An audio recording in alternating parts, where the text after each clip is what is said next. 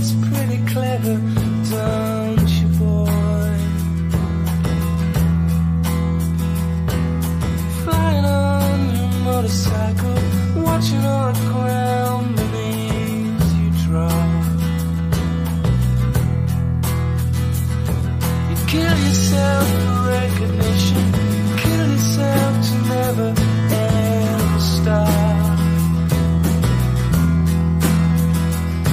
You broke another mirror, you're turning into something you are not. Don't leave me high, don't leave me dry, don't leave me high, don't leave me dry.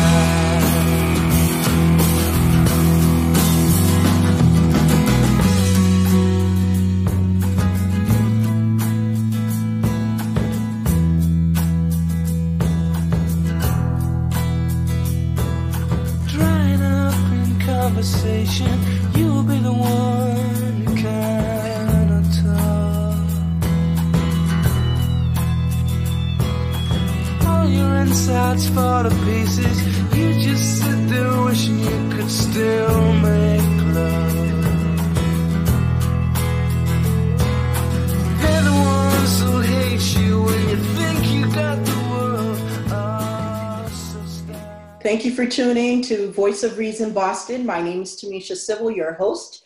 Today, our special guest is Andrew Flowers. Andrew was a candidate for state representative for the 8th Norfolk District.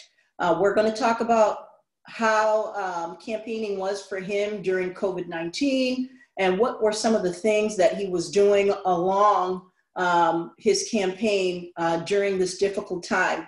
And it is a difficult time for everyone. And again, I want to thank all my fans and all my listeners who are tuning in on Voice of Reason.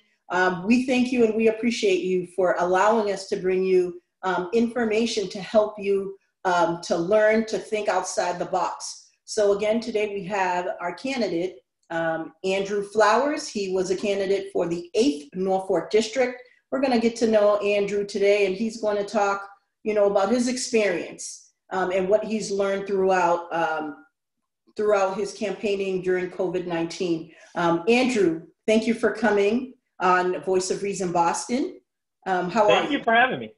No problem. If you could just introduce yourself, tell us a little bit about you and who you are. Yeah, my name's Andrew Flowers, and I am a kid that grew up in a working class family that struggled. Number one, that's a big part of my story and why I ran for state representative to do this in the first place, was to help families, working class families like the one I grew up in. I was the oldest of 5 kids. I moved more than 20 times across 5 states before I graduated high school. I saw my parents go bankrupt twice. As a teenager, I worked in my father's janitorial business.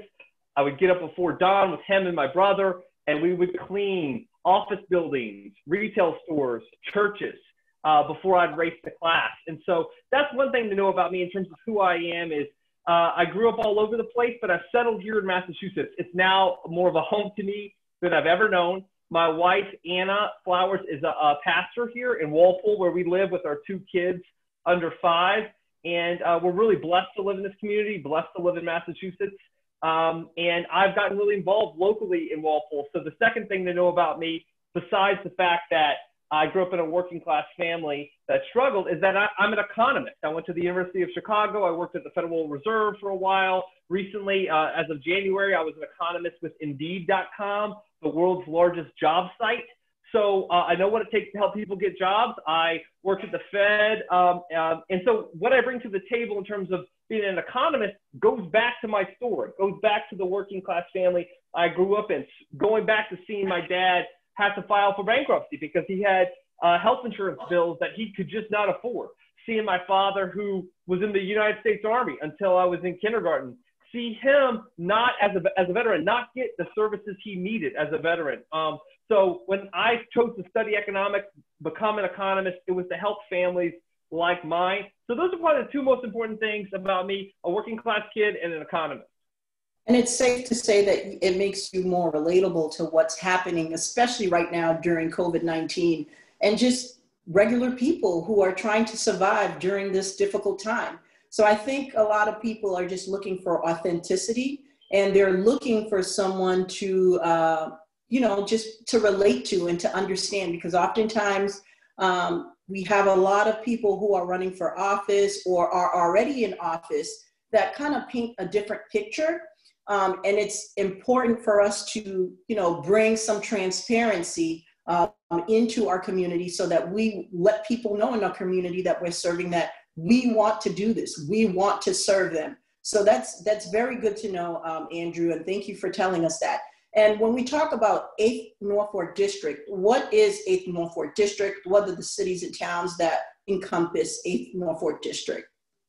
Yeah, to be clear, I ran and I lost. Right, I lost the Democratic primary, and we can go into that. I ran as a Democrat, but I ran in the Democratic primary for the 8th Norfolk District, and I lost with a little more than 48% of the vote. So 48.2% of the vote I lost on September 1st of this year.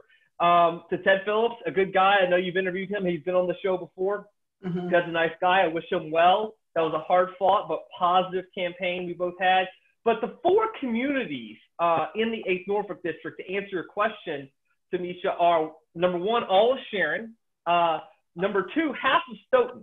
So precincts 2, 3, 4, and 6, the western and southern L of Stoughton that borders Sharon down to Easton and over to Brockton. And so that's a big part of the district, those four precincts. And I know you're from Stoughton. You really introduced me to a lot of people in your run for state representative, which, by the way, speaking of the representation of the district, what you said earlier, I just want to echo from your run how you being visible as a leader already in your community, but then running in Stoughton, and I believe winning Stoughton in your campaign. Congratulations on a hard-fought campaign, Tamisha. But that's the second part of my district. It's half of Stoughton, but then it also includes 2 precincts of Walpole, which is where I live. That's only a quarter of Walpole. That's just one in every 4 voters that I know in Walpole could vote in my campaign. And then there was 1 precinct in Mansfield. So Sharon, all of it, half of Stoughton, a quarter of Walpole, and a little bit of Mansfield. Okay, that's good. And, I don't like the word loss. You didn't lose. You came up short. And, what can't kill you only makes you stronger. I don't know what the future holds for you, but I'm pretty sure you know what you would like to do. But the most important thing I would say is, even though you came up short, people know who Andrew Flowers is. People know what you stand for. People know what direction you would like to put your community in. And it's okay, where it's your first time running. Am I correct? Or yeah. We're running. So yeah, this is my first time running. If the first time you don't succeed, you can always push up and try again. And that's, that's what I say. I think the bigger picture is, you came up short, but we know who you are. We know who you stand for. And like you stated, Ted Phillips is a great guy. And we are looking forward to see the impacts that he's going to do in the 8th District. And I know he ran a couple of times for different seats. So being the first to run, a campaign, there's a lot of things we can learn and take out of.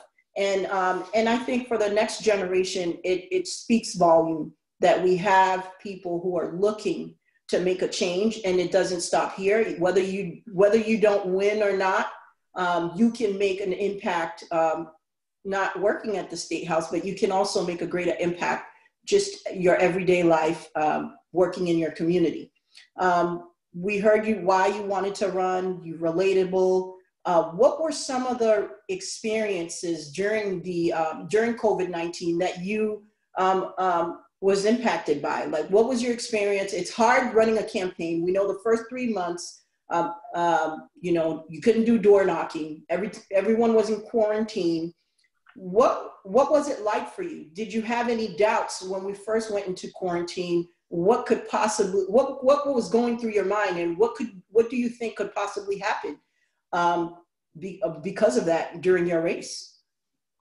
Oh, wow. It's a tough nut to crack. This year that's not been good for anyone. This year of coronavirus and political polarization like we've never seen before, mostly because of the presidential election, but also because of racial injustice and the protests and sometimes the violence in those protests, but also just the legitimacy, I think, in a lot of those protests for racial justice. It's been a tough year for this country. I mean, I think all of our souls are heavy because not just nearly 200,000 people have died. That's bad enough. I mean, that's more than the Vietnam War. Just this year, you know, in 1 year, more people in this country have died. So I'm struggling with this year because during my campaign, I have to say I felt a lot of gratitude. I had a lot of people come out of the woodwork to help me, or new friends I made, like you. And so I struggled initially to adapt because my original plan, to your point, was to knock on doors, was to knock on 8,000 doors. And I actually started early. I quit my job as an economist in January. I started knocking doors in February. By March 9th, that Monday, I knocked on over 500 doors in Sharon and Stoughton. And I had a kickoff party 2 days later, March 11th. But that night was when President Trump went on national TV and said, hey, this is a pandemic. It was the day that the WHO, the World Health Organization, declared it's a pandemic. So that was going to be my kickoff party for my campaign that day. And I had to cancel it the morning of and stop door knocking. So my whole plan, my whole kickoff party, those plans were ripped up, torn, thrown out the window. And we had to adapt. So yes, it's been a tough year, but I had a lot of gratitude because I hired a great staff. Sophie Brick, the campaign manager, Jack Leary from Stoughton, as a field director. I had people, huge volunteer support in Sharon and Walpole come out for me. So I really adapted as best I could. And in the last few months of this campaign under COVID, we made over 10,000 phone calls. 4,000 of them I made myself. And this is not auto dialing. This is not robo dialing. This is me on the phone making 4,000 phone calls. And ultimately, that's what helped us win Stoughton. That's what helped us, get 86% of the vote in Walpole. It helped us win Mansfield. So we won 3 out of the 4 towns in our district because we did so much direct voter contact. My opponent, who's a good guy, he had the support of the select board, all of them, in Stoughton and Mansfield. And I won both of those areas. He had more yard signs, lawn signs than me, sometimes twice as much in both of those areas. I won both of those areas. Didn't matter. It was a tough election geographically, but we adapted as best we could. We made those 10,000 phone calls. We had more than 30 events. We raised $50,000. We had over 100,000 views of our videos on YouTube and Facebook. We sent out 30,000 pieces of mail. We had 200 lawn signs. I mean, we worked our tail off, but we were going against an insider, someone who had who had strong connections and who was a legitimately good candidate and ran a positive campaign. But he was an insider in that he had run before. He worked for the outgoing incumbent who'd been there for 30 years. And so as one newspaper put it, it was a hand-me-down seat. This is what the State House News Service said, a hand-me-down seat, because it said staffer is running to succeed his boss who ran to succeed his boss 30 years ago. That's literally the headline of the story, the opening of the story. So that's what I was going up against. Again, not a bad guy, good guy. He ran a good race. He won 65% of the vote in Sharon. Sharon came out for him. And so that's how it fell. We lost with 48.2%, but we adapted as best we could, making those 10,000 phone calls. And you came up short, and I'm not sure. I know you came up short about I'm not sure, but about 350. How short did you come? It was 3.5 percentage points, 3.5 percentage point loss, which translates into my election to 361 votes. 361 votes, so less than 400 votes we lost by, of more than 10,000 votes cast. Wow, that's amazing. You guys did a great job. You guys were really good. I'm really impressed how your election came out, because people talk in the town, but the numbers don't lie. And I truly believe if COVID wasn't in the picture, a lot of people who lost their campaign this year, it could have turned out differently. So, I mean, you should be very proud of yourself because you did a good job. But what do you think makes you different from your opponent? Well, I don't want to rehash the campaign, right? I mean, I talked about the results. I talked about what we were up against. My opponent is from Sharon. He's a lifelong resident. You know, he worked for the outgoing incumbent who's been there for 30 years. My opponent's a good man. He ran a positive campaign. He obviously has connections with the select board and state leaders too, and throughout the district. So he's been here longer than me. Okay. I don't. That's the big difference, right? I don't want to. Yeah. I don't want to take away from. I don't want to bury the lead. Ted won. Ted won the race. So his deep connections, I think, is the biggest difference. I'm newer to the scene. I'm younger than him. So that's just part of it, right? And part of the geography of the district. But what makes this different ultimately, the reason why I think we were able to have a substantive debate, we had multiple debates, but throughout the campaign, we were able to have a positive substantive campaign because he is an insider. He's only ever worked at the State House, and he'll continue to work there. And I've never ran for office before, and I'm not a politician. I've worked in the public sector at the Federal Reserve, but I've worked in the private sector at Indeed.com and at ABC News. So I have some outside, private sector experience. And so really it came down to that about how do you make change? And Ted made the argument, and he won. He won the race, making the argument that, well, I am an experienced hand. I know the system. I know how the sausage is made. I can get that sausage made for us, for this district. My argument was, no, we actually need to change the culture of it's like a business that, in my argument, it's a business that is failing and should not promote middle management to upper management. It should have new management. That's my argument with state politics in Massachusetts, is that Beacon Hill is broken. My big argument that really differentiated me from my opponent was about transparency and the need for greater openness. We are the only state in the country where the governor, the state senate, the state house are all exempt from public records requests. My big argument was that, hey, we should publish committee roll call votes in addition to those FOIA requests, those Freedom of Information Act requests. We should make it possible that voters and interest groups can hold their state reps accountable. And so my opponent, I know, tried to have a dialogue with me, and we had a substantive conversation. He thinks the best way forward is to have a rules change that allow for bills that are co-sponsored by a majority or some threshold of reps to not be sent to study.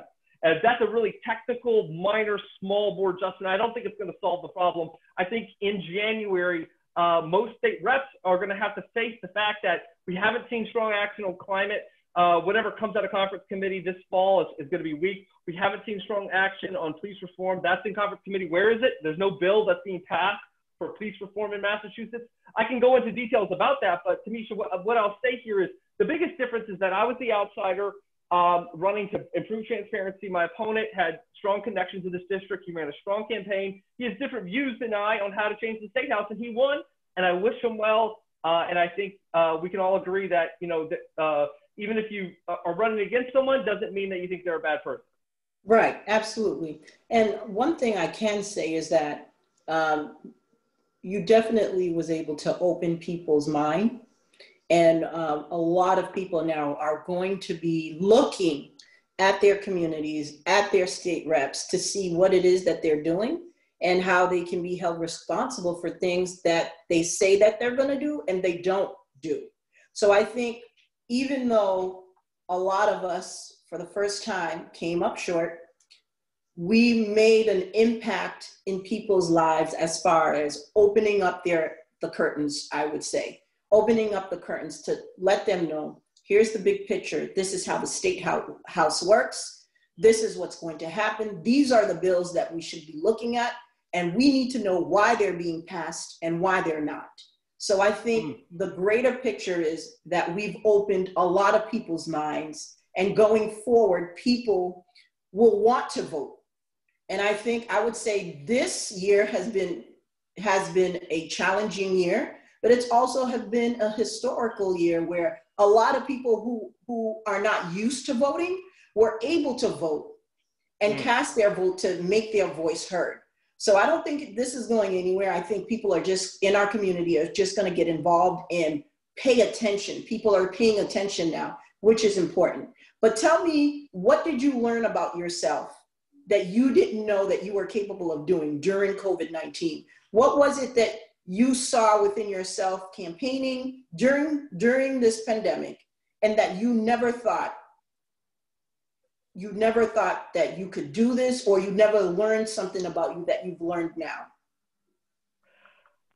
Great question. And I want to talk about what I learned. I learned a lot about myself, but I do want to just say that last bit of what you mentioned after my answer just now about opening people's eyes up, and we're not done now. I just want to also echo that in your race, Tamisha. I was really inspired. I remember when I first met you when you were going to run for state rep in January, I believe, at Walpole Public Library. We talked about you running for state rep, and you also did the same thing in your race in the 6th Norfolk District for Canton and Avon and Stoughton, which you won. So congrats on a great race there. So to answer your question, Tamisha, what I learned about myself was the number one thing I learned is that I can disagree with someone and love them, right? I can have a civil, intellectual or political or even moral disagreement with someone. I really could. And still want to work with them. And so I had to have that experience. I had to grow. What I learned about myself was when you make 4,000 phone calls, when you knock on 500 doors, even if you're running in a Democratic primary, even if you target who you want to call, you're going to encounter people who disagree with you, right?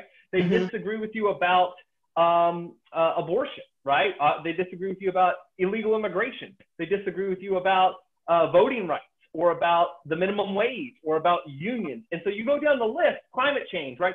I would have conversations with people. And one of them, I'll tell a story because I think it illustrates what I learned about myself in the best way possible. And it's actually something where you come into play. You connected me with Dean Jenkins, who is a Stoughton police officer and who hosts a show called Supply the Why. And we had a really difficult, that's actually the name of the series. It's called Difficult Conversations. We had a very difficult conversation, but respectful and loving conversation about police reform, about police brutality, about Blue Lives Matter, about rioting in the streets. And he's a Stoughton police officer, an African-American man, and I'm a guy running for state rep, and I'm a white guy. And you know what? We disagreed on the issues of police reform, but we came away really respectful and civil, and we came to some common ground. So that's what I learned about myself in this campaign is thousands of conversations, hundreds of door knocks, and dozens of interviews later is that we're going to have to do this, both on Beacon Hill, but especially in Washington, D.C. We're going to have to come together in loving ways and civil ways, but that doesn't mean it's not difficult, right? You have to acknowledge that that it's not like it's all, kittens and rainbows. There's going to be some conflict, but we have to process that conflict in a civil way. That's what I learned about myself. And you know what, I'm glad that you mentioned that because that's what I'm here to do, inspire people, connect people, have a conversation. Just because we come from a different walk of life doesn't mean I can't understand what you're saying. We may agree to disagree, but that's what life is all about. And if you look at campaigning and you're reaching out to people who never knew anything about you, you should be advocating for people regardless of their belief. That's what your job is. Your job is to not judge. Your job is to be put in a position to advocate for you so that you can experience the American dream or you can get the resources that you so need or deserve. So when people are running and thinking about a campaign, you're supposed to be advocating for people regardless if you vote for me or not. My job is to listen to you.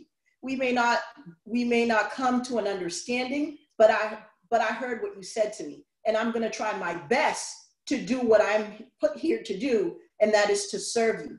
So for me, my job is to connect people, have a conversation. That's one of the reasons why I became a Girl Scout.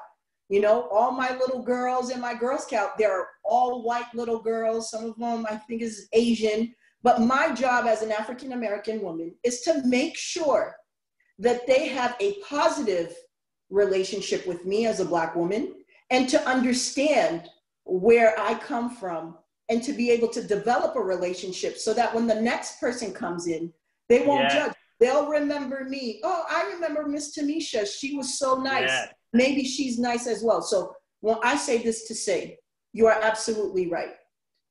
We may not agree. We may not agree with everything, but we can agree to disagree and we can come out understanding each other. And I think with the community that we have and the relationship we're trying to establish and the understanding, and right now we have enough issues going on in our country, I think we need people right now to start bringing and doing the work and putting people together and listening and communicating with one another. I think one of the pieces, loss of communication. If you say something, I translate it to my own thing to what you're trying to say, but not actually asking you questions. Well, what do you mean about that, Andrew?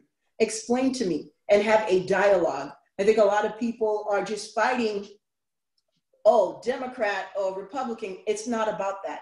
It's about us coming together, because at the end of the day, we bleed the same blood. And no one's going to a different grave than I am. We're all going 6 feet under. So once we can put that energy out there, and the love and the understanding, and again, we're not always going to agree with one another, but we have this communication that we can come back and always have a conversation with one another. So that's a great point. And I know that we talked about, the campaigning and COVID. Now that you're no longer campaigning, what would be your main focus for your community, or just in general with yourself? What would you like? What direction would you like to take? Because I know, campaigning can be a lot. It can take a lot from you mentally, emotionally, sometimes spiritually. And I know that your wife is a woman of faith, and she's a pastor in Walpole. So I have no doubt in my mind that she's praying for you, throughout this whole process that you went through. But what is it for you that you want to come to terms with, and what do you see that you want in your community, and how do you just want to stay involved? Yeah, no, it's a great question. You're right. My wife is praying for me, my parents, and a lot of people from my church are praying for me. And frankly, I'm praying for me because I think I mentioned it earlier. I quit my job to run for office. I was all in. And so in January, I left my job at Indeed. And now that I lost, even though it was narrowly, I got to dust off the resume. I got to apply for jobs, but I have a job, actually, an unpaid work type of job. It's childcare. I have 2 little kids under 5, and I'm watching them. And 2 weeks into this now, honestly, it's a blast. I love my kids, but it's tough work. It's actually made me value the work of childcare givers, whether paid or unpaid, right? Whether it's your own kids or other kids. It's tough work. It's critical work. So I'm watching my kids right now, and I'm applying for jobs. I don't know what's next for me. It's too soon. I'm trying to give myself space to heal physically, financially, and and I think I'll be okay. I mean, I'll get a job, God willing, and I'll move on. And I'll continue, though. This is the through line. This has not changed. I'll continue to be really involved in Walpole. That's one area where I'm investing in my town, as I have for the last 4 years, in terms of being on the finance committee, chairing the affordable housing committee, being now a twice elected town meeting member in Walpole.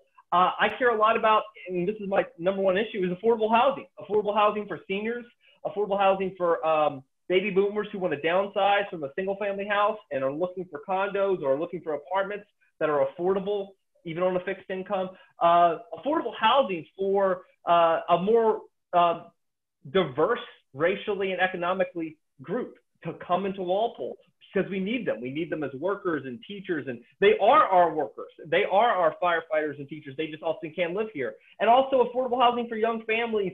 So I've been working on inclusionary zoning and creating a zoning bylaw change that would help for that in Walpole, and that's coming up in October. I created, with the help of some legal counsel and some housing consultants, as part of the Walpole Housing, the Affordable Housing Committee, we've created a housing trust article that's also going to be voted on next month in October at the Walpole Fall Town Meeting. So this Affordable Housing Trust would help make those investments in my community. And I'm going to continue to chair this committee and push for that issue because it's near and dear to my heart personally, having grown up in a family with so much housing instability, right? I went through a lot of near evictions and near foreclosure. So it's not abstract to me, even though I know the zoning and the data and all the stuff I work for to make change in my community is abstract, and that matters. The policy matters.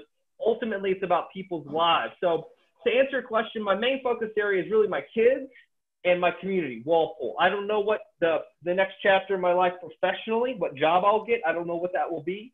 but I'm applying for jobs. Andrew, I can honestly say that I'm not worried. You put out an impressive campaign. It's just a matter of time. Someone's going to reach out for you to be part of their organization, because I'm so proud of you that I know you, and you did a phenomenal job. I know this can be draining, but it's not over for you. And you're lucky, you're very lucky to have your family with you. And during this time, you know, we were still in the unknown as far as what's happening when it comes to COVID. And I think this is an opportunity for you to learn what it really means to be a parent, not in a bad way, but what it means to be fully engaged during this pandemic, to experience your children's feelings as well as to feel the pain of other parents. And for the simple fact that you quit your job means to me, that's what I take out of it, that you were all in and you didn't care what was going to happen tomorrow. You were all in, and this is do or die. And I feel like that says a lot to me, because, you know, I had a plan B. I was grateful enough to go back to my job. But like you said, you don't have a job, but that doesn't matter if you don't. You know something's coming in the near future, but because you gave everything and all your well-being, people will notice that. And what message do you have for the next generation that looked up to you and that wants to follow your footsteps and that was inspired by your campaign? What message do you have for them, even though you came up short? You know, it's what you just said. Honestly, I think you phrased it really well, that it's do or die. You know, when I was all in, that's, I think, how we have to act as a society going forward, because we must be all in. We must be all in, number one, on our democracy, protecting the integrity of our elections this November. In my opinion, I think Donald Trump, our president, just to be honest with you, is a disgrace. I think he is morally bankrupt. And I think, you know, I want truth over lies. It doesn't mean Joe Biden is a great legislator. It doesn't mean he's going to be a great president. I think he'll be okay, but he'll be light years better than Donald Trump. And so I really, my advice is, let's get all in on making sure we defeat Donald Trump this November, number one. But number two, it doesn't stop there. We have big, long-term systemic issues like racial injustice and the need for police reform, like climate change. Talk about the need for all in. We need to get to net zero carbon emissions by 2050, if not sooner. Maybe 2035, we can be 100%. 100% of our electricity can be on renewable energy. It's doable here in Massachusetts. We've got a lot of work to do with offshore wind, with you know, electrifying our bus and rail systems, our public transit. But my point with climate change, my point with racial injustice and the need for police reform, the need for integrity of our elections in November, and for Donald Trump to take our constitutional norms, our constitutional safeguards seriously. My point with all these things is, that is my advice. You have to go all in. We're going to need people to step up. You can't pretend that our lives of just ever-increasing home values and normal weather patterns and good schools for our kids and, you know, are going to continue when you have explosive inequality, when you have more severe natural disasters like what's happening right now on the West Coast with fires. I mean, this is not normal. And this is what I want people to get, is that everyone will look at all those fires, they'll look at these protests, and they'll say, you know what, this is the new normal. And they're wrong. It's going to get worse. And I don't say that as a pessimist. I'm actually an optimist that as a society, if we have faith and we have civility and we come together and we follow facts and we respect one another, we can solve these problems. We can get Donald Trump out of office. We can, you know, change the culture of policing and have racial justice with police reform. We can reduce carbon emissions and make our children, or at least our grandchildren's future, much better on this planet. We can do all these things. I'm an optimist that we can solve them, but in the short term, unless people start going all in, it's going to get worse. And so that's my advice, is we need more people to go all in, because that's what's good. That's the effort required to fix our problems. Thank you so much, Andrew. Thank you for coming on Voice of Reason Boston. We appreciate your honesty. And again, I want to say congratulations for running the best race that you can. And although it didn't come out the way that you wanted, but you made an impact in the 8th Norfolk District. I noticed that, people around me noticed that, and keep being authentic, keep being Andrew Flowers. The next generation needs you. Again, thank you for coming to Voice of Reason Boston, and hope you come to the next show that we have in the near future. Well, thank you so much for having me, Tamisha, and thank you so much both for being a great host of this show, a great community leader, and having run yourself also a fantastic race for state representative. So it was an honor to be a guest on the show. I appreciate your time very much. Thank you so much.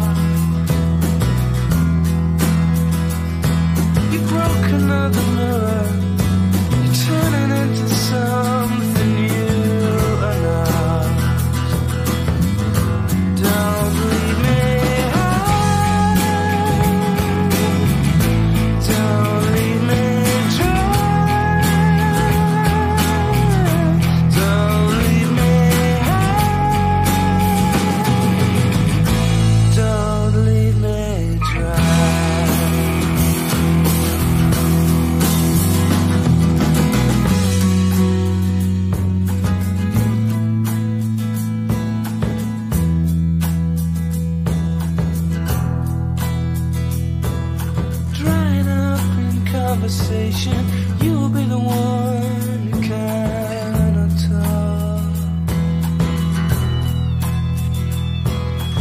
All your insides fall to pieces. You just sit there wishing you could still make love. They're the ones who hate you when you think you got the world. Oh, so stars.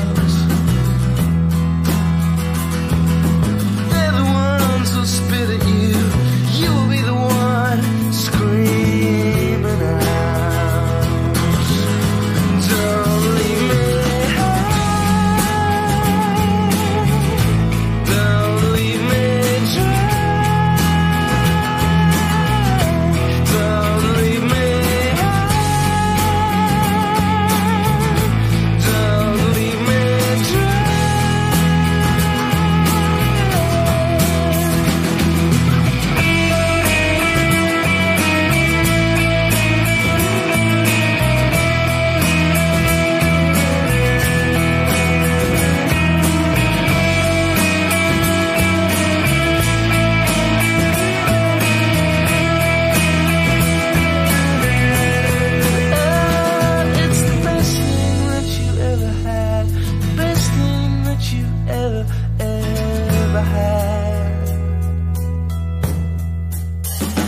It's the best thing that you ever had.